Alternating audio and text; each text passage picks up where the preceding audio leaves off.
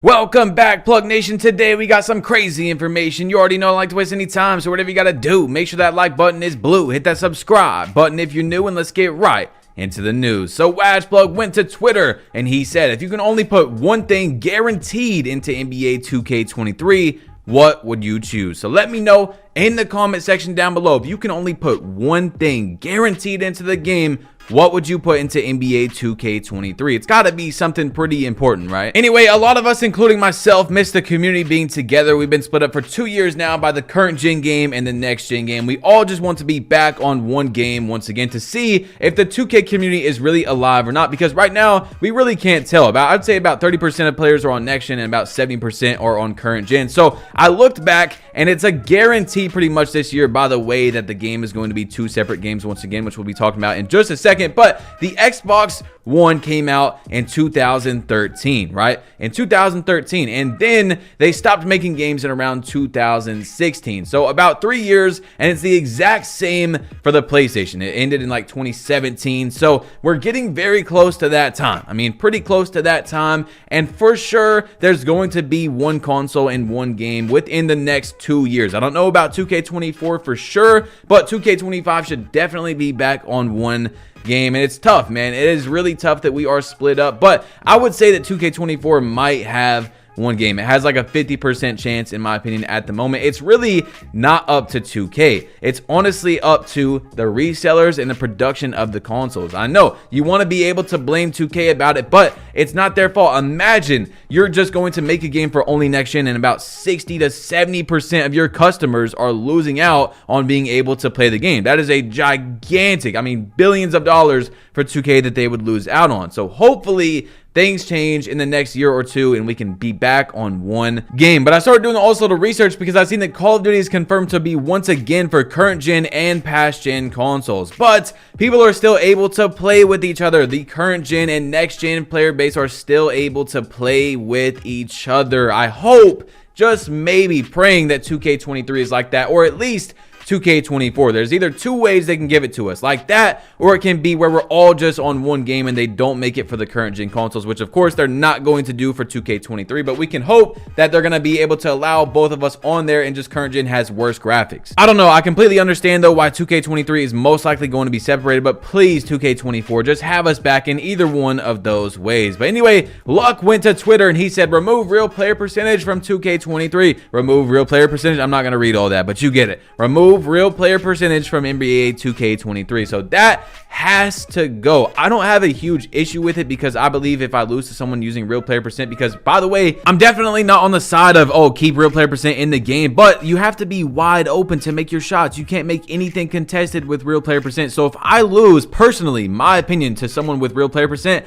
I think that I did not play good enough defense in order to win the game, because they're shooting every single shot wide open. But should it be in the game? No. To be fair though, the only way to defend real player percentage being in the game is if you have really bad internet, or mainly if you don't have a server where you live. So a lot of us are blessed. We live in the United States or Europe. We have East, West, Europe, Asia, all those servers if you live over there. But there is still countries that do not have servers. Recently, South America just got guaranteed a server or something like that for 2K23, so that's good. But there's a lot of people that don't have servers. So you think you're lagging or delayed on 2K, just try to play when you don't have a server and it's connecting you like from another country or something like that. So the only thing that I suggest for 2K to keep real player percentage in the game, if they do, is to have a ping test in the game or something. If you have like a 150 ping and you're very delayed, then sure, real player percentage, because if you lose someone that has 150 ping, you suck. I'm sorry, you just suck. Most likely you were going to lose anyway. Don't blame it on the real player percentage. But anyway, Call of Duty has this event where every 10 kilometers you run in the game, they give $1 away up to $1 million donation, and you get the chance to earn in-game items. So hey, I'm just throwing it out there for 2K. Like I've been saying recently, man, 2K has actually done a really good job this year with the events. The Sour Patch, they brought back Ruffles, they had the Power Up event, the Fire and Ice. They've done pretty good this year. I just really hope it continues in 2K23, and especially whenever we're back on one game, because we really can't tell if the community is alive or not. Like, we just can't, because we're separated, and it's going to be even worse next year. It's going to be probably like 40% on next gen and 60% on current, or maybe even 50-50. It's going to be rough, bro. But let me know in the comment section what game you are starting on next year. You starting on current gen or next gen 2K23. Anyway, my boy Hezzy2K went to Twitter and he said 2K22 has no skill gap on God. I don't care who you are. And I gotta disagree with that, my boy, because like there's a reason why I can get on the game. You guys see every single year I'm gonna pop up a picture. I got like a 93% this year, and barely any of those games are played on a play shot, like 50 on PlayStation. But every single year I have a 90+ win percentage. Men lie, women lie, but numbers do not lie. There's a reason why every single year, especially like this year, for example, I can get on 20 game win streak, hop off 30 game win streak. Now I do lose, but for the most part I can get on and streak easily. But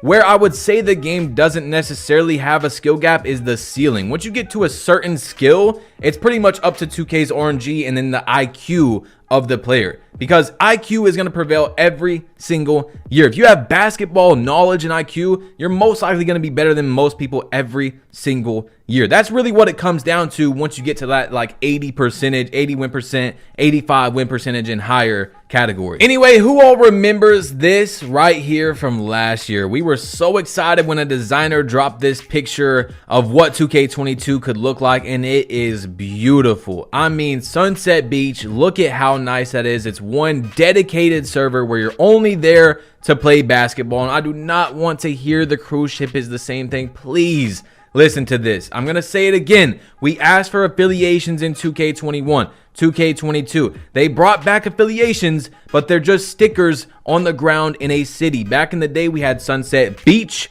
We had Rivet City with the chain nets in the warehouse. We had Old Town where it was a carnival where you would play basketball. It's all colorful and all that. That is not the affiliations we have right now. So I would really love for 2K to bring back the actual affiliations like you just seen, with beautiful colors, and maybe even give you a boost like they used to back in the day. You get a playmaking boost depending on where you're at, shooting boost, defense, whatever, because that is what we truly want. I'm not complaining about the game or the affiliations. I'm saying what they can do better, what they can bring back, because that's what we actually wanted. But is the city gonna go away? Probably not, because usually 2K does every single idea for 2 to 3 years, which, by the way, is kind of scaring me for 2K23 current gen, because it might be the cruise ship again, which, oh man, I would love to see people's reactions for that. But Luck went to Twitter and he said, I don't want to flex. I just want to post because I'm happy. I'm just proud of myself. I was so down bad a few months ago view-wise. Thanks to everyone who's been supporting me. As you see, his numbers are up 1.1 million more